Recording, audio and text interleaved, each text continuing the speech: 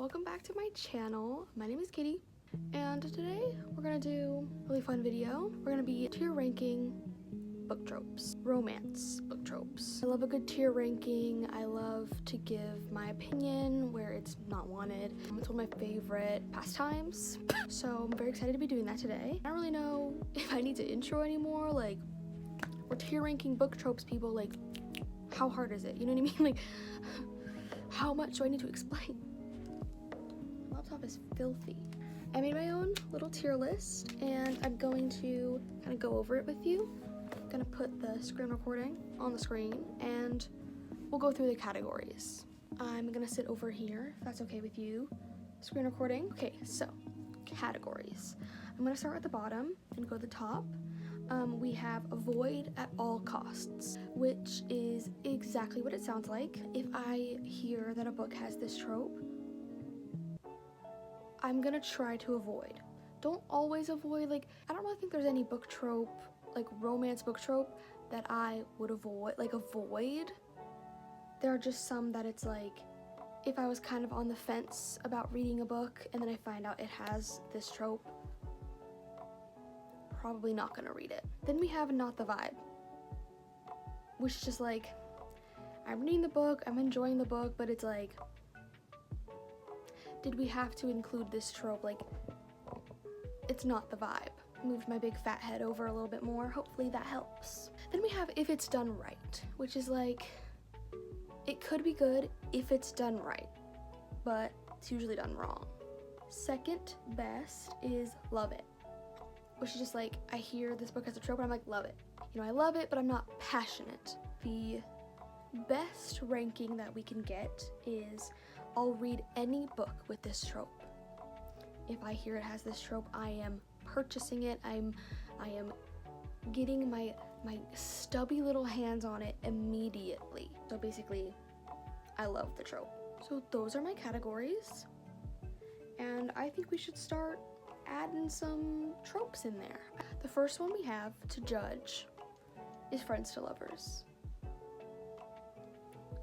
I am a friends to lovers girl. I love it. But there are tropes I like more. I'm a big childhood friends to lovers. That's like a subcategory.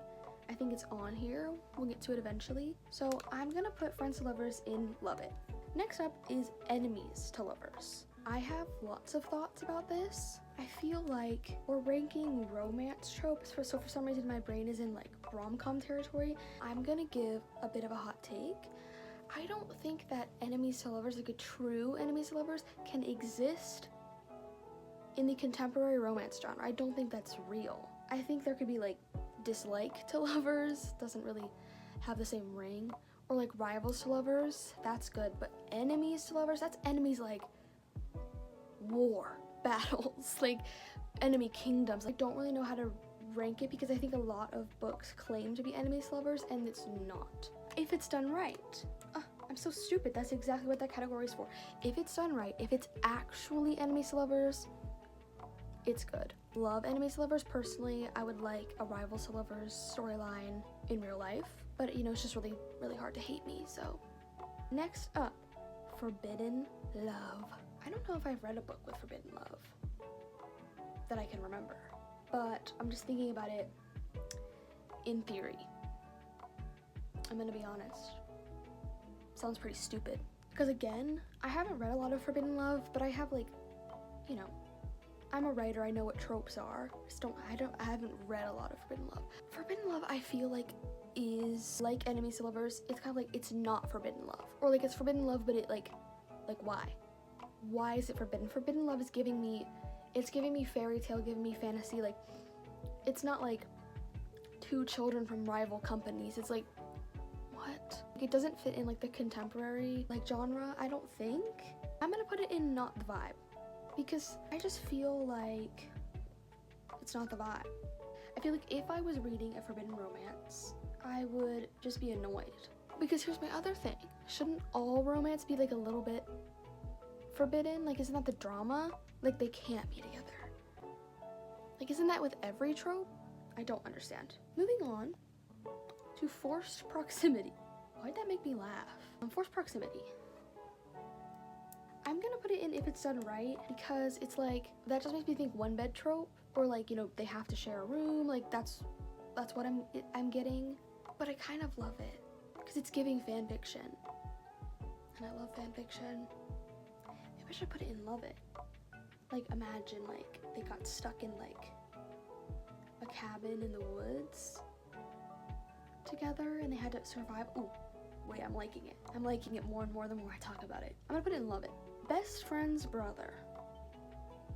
Again, this feels fanficky, but like in a bad way. There's tropes that feel fanficky, but like in a good way. You're like, aw, reminds me of fanfic. Or it's like, this is fanfiction. This is published fanfiction. Why? Best friend's brother. It just gives me the ick. Why are you attracted to your best friend's brother? Really freaking me out. I'm gonna say not the vibe, because I feel like I could find a book where I'm like, okay, but I'm just thinking that like, if the whole plot was like, I can't be with you because of your sister. I'm thinking the main character's a girl. That's what I'm thinking in this. And they're straight. It's like, it feels like forbidden love, and like it feels forced. So first of all, why are you attracted to your best friend's brother? Ew. Also, second, why can't you date your best friend's brother? Like, if you are attracted to them, like why? But if you are, you can't just like talk to your best friend and be like, I like your brother. I don't understand. I don't understand the conflict. It could be executed correctly, but like the chances of that happening are very, very low. Okay, second chance romance. I love the rhyme. I think a lot of people don't like this, right? I like it. My favorite genre of book, of thing, is like when two people meet in like high school, like when they're younger, and then they have like this romance, kind of like situationship that lasts like 40 years. I love how bad it hurts. So second chance it's kind of a similar vibe to that. It's like they had history, there's angst, there's tension. I kind of love. I don't know if I'll read every book with it though, because sometimes it's like, it's bad. I'm gonna put it in love it. Love it. Love at first sight. I kind of have a controversial opinion about love at first sight. I feel like it can be done right. Two characters, because I'm imagining like, okay, imagine a meet cute. Your two characters meet in a really funny situation, and they're like attracted to each other, and then later on, they find out that they're like, they have to work together in some way, like, but they were already attracted to each other. Like, is that not kind of love at first sight? Because I feel like love at first sight is different from insta love. Insta love is like, they meet, they fall in love, and it's just like smooth sailing. But love at first sight kind of feels like they like each other at first sight. Or do I not understand what love at first sight is? I love a meet cute, and a meet cute is cute because they're attracted to each other like instantly, and then like conflict comes later and they're like, we can't be together. I'm gonna put it in if it's done right, because I think if you utilize love at first sight in the right way, it's good. But like insta love is not. No. Fake dating. You know how earlier I said I want rivals to lovers in my life? That's incorrect. I need, not want, need a fake dating in my life. I don't know what it is about fake dating. I will read any book with that trope. It's so good. There's built-in tension and conflict, and it's like they're pretending to have feelings for each other, and then they develop the feelings. Like, as a reader, it feels like you know something that they don't know. You're reading, you're like, he touched my hand and I was disgusted, and you're like you know what's about to happen. It just, I don't know the psychology behind my love for that trope. It might be because one of the first books I read when I was getting back into reading last year was better than the movies. I think about that book almost every day. Fake dating is just so fun and like lighthearted, and there's built-in conflict, and like it's just a really great trope. Amnesia. Amnesia feels fanficky in a bad way. No. Also, I feel like if somebody has amnesia and then like you help them kind of figure out who they are again and they fall in love with you, it feels like you're taking advantage of them. Like, I don't like that at all. I'm gonna say avoid at all costs. It's our first avoid. I really, really do not like that. Grumpy sunshine. I love A Grumpy Sunshine because it's kind of like in fan fiction. Listen, we all read fan fiction, don't lie. It's like in fan fiction where it's like bad boy, good girl. Ew, don't make me say those words again. But I don't like good girl, bad boy because it's like the bad boy is never actually bad. Like when I hear bad boy romance, like I need like a criminal. Grumpy Sunshine is like the lesser version. It's like the less intense version and less kind of, I guess, misogynistic version of good girl, bad boy. I love it. I also love to write A Grumpy Sunshine. It's just so fun. The dynamic, the banter, it's great. I'm putting it in I'll read any book. Academic Rivals. That's the good shit. It feels like, because I could never do Academic Rivals, because like in school, I wasn't bad at school, but like not good enough to have a rival. So it feels really fun, and it's like I'm watching like two smart people do their thing, and I'm like, go off. I'm gonna put it in Love It. Human mythical creature. I don't know if it's done right or not the vibe. I don't read a lot of human mythical creature, but for some reason I'm thinking Vampire Diaries right now. I am always thinking about Vampire Diaries, and Vampire Diaries is great, but because it's so bad that it's good. So like, where does that go? You know what I mean? Like if I was reading like a monster romance, like a girl was in love with a monster, I think I have to give in to the absolute insanity of it. I have to understand that what I'm reading is so crazy, outlandish, and slightly bad to love it. You have to accept that it's kind of bad. You have to accept the cringe, I think. I'm gonna put it in if it's done right. Because I think if you accept the cringe, it can be good. Childhood Friends to Lovers. You already know how I feel. You already know how I feel. I'll read any book with that trope. There's just something about it, like the history, and they know so much about each other. It's just so wholesome and precious and cute. Also, it can lead into the 40-year-long situationship that I'm such a big fan of. So, love it. I put it right at the front because it's my favorite. I think it's my favorite trope. Fake dating is really close, but Childhood Friends to Lovers just like melts my heart in a way that fake dating doesn't really. Oh god, next is age gap. I feel like I've talked about age gap before. Why do I feel like I've talked about that before? And I think what I said then, I don't know if it was on camera or not, but what I said then was like, I think if it's like, you know, a 20-year-old and a 40-year-old, it's kind of fun. 20 is still a little scary. Maybe like 25, 45, like someone out of college, like an adult, and like an older adult, fun. But I don't think that's what they mean when they say age gap. When I hear an age gap romance, I'm running away because they mean a grown adult and a teenager. That's not okay. Avoid at all costs. Okay, just realized I put Love at First Sight on here twice. That is really great. I don't know how to get rid of it. I'm just gonna move it to the end and we'll just skip it. Next up, we have Neighbors. I don't think I've ever read, well, better than the movies, they're neighbors, but like, I don't think that counts. Like Neighbors to Lovers. Ew, just the name is freaking me out. I kinda think it's cute though. In my book that I'm writing, two of my characters are neighbors and they fall in love, but it's not because they're neighbors, they're just neighbors. That's just also a part of it. I'm gonna put it in not the vibe. It's not exciting me. Like if someone's like, this book is a neighbors. They're neighbors and then they become lovers. And I'm like, I'm not excited by that. So it's not the vibe, but not like it's not the vibe as in like, I would read it and be like, ew, they're neighbors. But like, it's not a vibe. Next up, we have Arranged Marriage. I don't think I've read Arranged Marriage either. I'm just gonna imagine it. I think it could be done right. Is arranged marriage basically like fake dating, but for marriage? Maybe I need to give it a try. It just feels like it could be done bad, but it could be done right. So that's where it goes. Bully romance. Don't come near me with that shit. Bully romance? avoid at all costs, and burn. Burn every bully romance ever written. Now we have bad boy, good girl, which I was talking about earlier. I think that it can be done right, but I feel like when it's done right, it's more of a grumpy sunshine.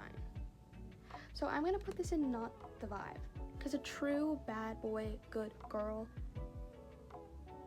it's not the vibe. Oh my god, we're getting into all the horrible ones. Teacher, student. I almost hate it more than bully romance. No, not almost.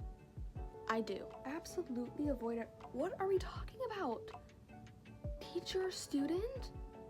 Where are the police? I don't understand. I am traumatized just thinking about it. I have never read a teacher romance, and I never will. I get the allure, like, you know, when you're like, oh, my teacher, they're hot, like you have like a crush on teacher. I get that, but it's the acting on it that's the problem. And the teacher reciprocating, that's the problem. I think a little teacher crush is fine, it's fun, like when you're in school, but like, no. Right person, wrong time. It's kind of tied into my like 40-year-long situationship that I love. But I kind of like a right person, wrong time, but they keep trying, and it's never the right time. That's what I like. I'm gonna put this in love it, because I do also love a right person, wrong time where they just break up and they don't get together. It's fun, it's painful, it's fun, it's angsty. It's fun. Love triangle. Kind of a popular opinion. I think a love triangle can be done right. But when somebody says this book is a love triangle, I'm pulling out my cross and saying, back demon, back to hell where you came from. You know what I mean? Like, the love triangle romance that I think of when I think of the trope is not good. But I feel like it could be done right.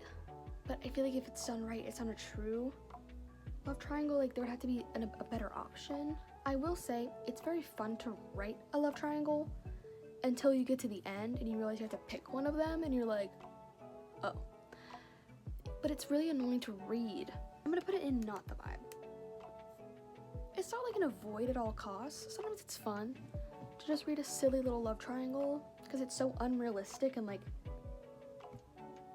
bad. It's cringy, but like, it's typically not the vibe. Next we have sports romance. I've read a few sports romances and personally I love them. I want to see more sports romances where it's like between the players. That's tea. But I'm gonna put this in if it's done right, because I've read some cringy ones, but I've read some good ones. So it can be done good. Next we have lovers to enemies. Scratch that, reverse it. Lovers to enemies. I can't believe I just said that. You didn't hear that from me. Lovers to enemies. I'm an angst girl. I am an angst girl. Take me away. I love angst. Like, what do you want from me? I'll put it in love it, because I haven't read a whole lot of lovers to enemies, but I love the idea of it, and I love it when I have read it. Slow burn. Not to keep bringing up my 40-year-long situationship, but kind of giving. I love a slow burn. I love a slow burn. I'll read any book with a slow burn. But it has to be an actual slow burn. Sometimes they claim that it's a slow burn. Girl, if you're saying your book is a slow burn, and your book is not longer than 400 pages, it's not slow enough. And the last one, if we ignore all the repeats at the end, we have accidental pregnancy. Avoid. Why is that even a thing? Every time an FMC gets pregnant at the end of a book on accident, or in the middle of a book on accident, an angel loses its wings. Okay, well, here is my final tier list. I had a lot of fun making this video. Comment down below if you agree with me, if you disagree with me, what your thoughts and opinions are on some of these tropes. You could also do this yourself, make a little tier list. It's really fun. Yeah, anyways, thank you so much for watching. hope you enjoyed it. If you did enjoy it, maybe you could give it a like so I know to make more videos like this. Or if you feel like it, you could subscribe. I post almost weekly. Sometimes I miss a week, but pretty much weekly. And I post videos about books, videos about reading, videos about writing, all of that. You can check out my channel and see if you want to subscribe, but I would really appreciate that. I hope you have a really great day. Bye!